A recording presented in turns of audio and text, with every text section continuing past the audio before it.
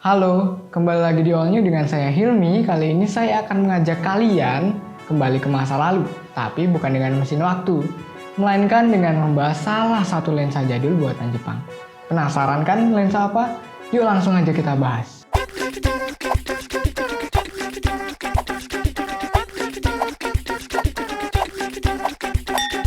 Yang kita tahu bahwa Jepang memproduksi banyak sekali kamera dari zaman dahulu hingga sekarang. Dari yang mulai kamera analog sampai ke kamera digital. Nah, apa sih kamera analog itu? Kamera analog adalah jenis kamera yang menggunakan media film untuk menghasilkan gambar. Sedangkan yang sering kita jumpai adalah kamera digital. Bedanya apa sih? Kalau kamera analog kita menyimpan gambar dalam bentuk film, kalau kamera digital kita menyimpan gambar dalam bentuk data digital yang udah bisa kamu lihat hasilnya setelah kamu memotret.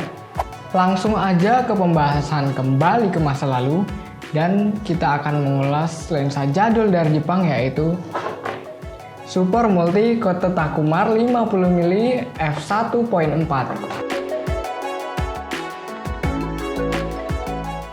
Kamera modern dipasangi lensa zaman dahulu. Emang bisa?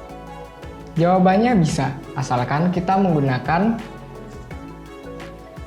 ini adalah adapter. Nah, untuk lensa ini dia menggunakan mounting M42 atau yang biasa disebut dengan ulir.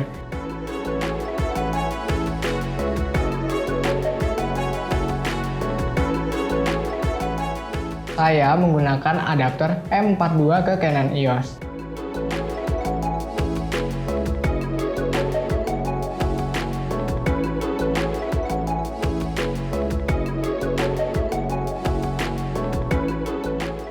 Nah, lensa Takumar ini sebenarnya memiliki 3 generasi.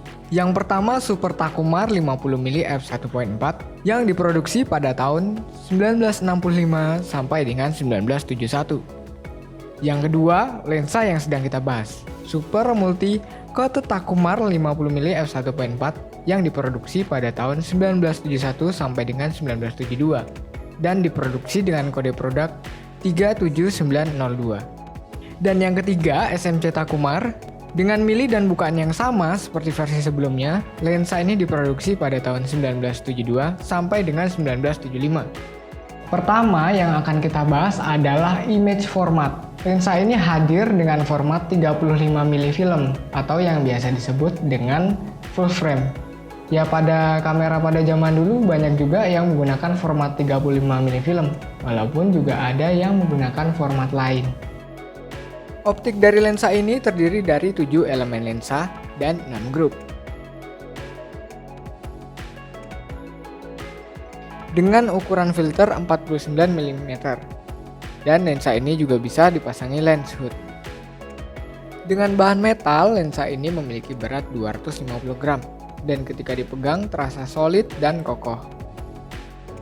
Ketika memutaring fokus terasa sedikit berat, namun halus.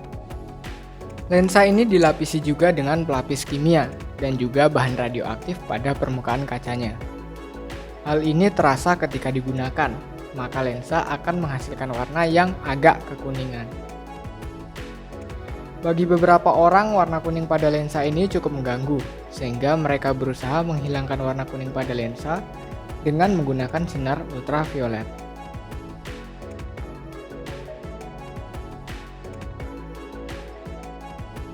Namun bagi saya, justru warna kuning pada lensa ini menghasilkan foto dengan warna yang khas dan membuat foto terkesan lebih hangat.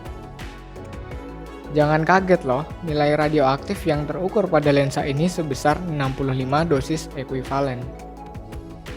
Lensa ini berukuran 50 mm, dengan apertur terbesarnya f1.4 dan apertur terkecilnya f16.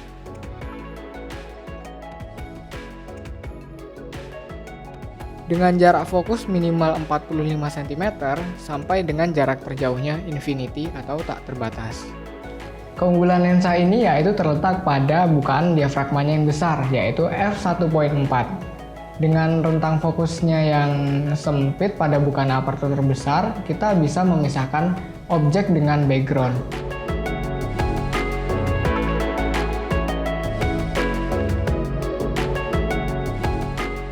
Dan pada apertur terkecilnya f16 kita bisa mendapatkan rentang fokus yang luas dan juga tajam. Ketika diputar pun aperturnya juga terasa ngeklik.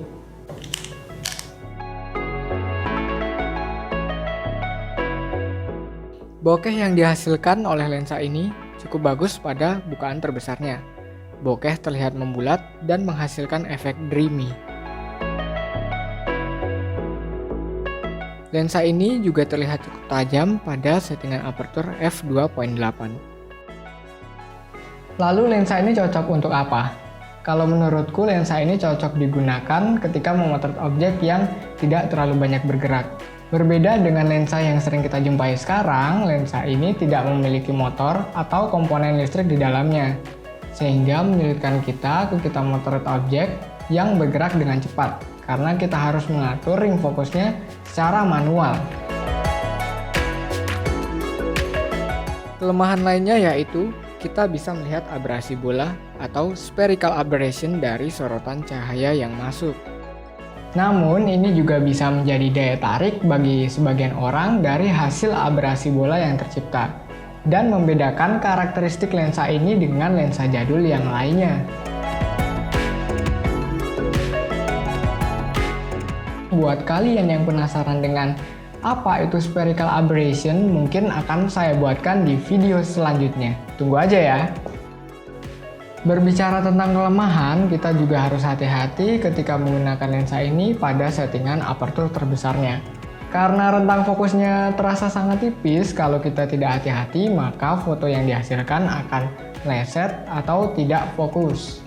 Pada settingan apertur terbesarnya, hasil gambarnya juga soft dan juga tidak terlalu tajam.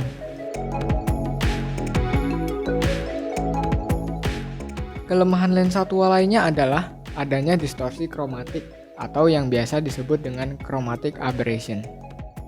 Buat kalian yang pengen tahu tentang chromatic aberration, mungkin akan saya buatkan di pembahasan video selanjutnya.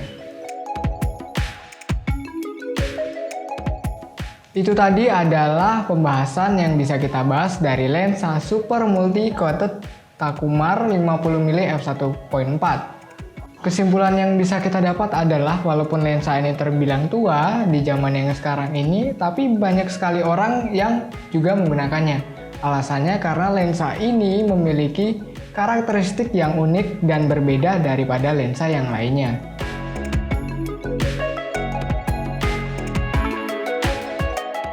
Apakah lensa ini worth untuk dipakai saat ini?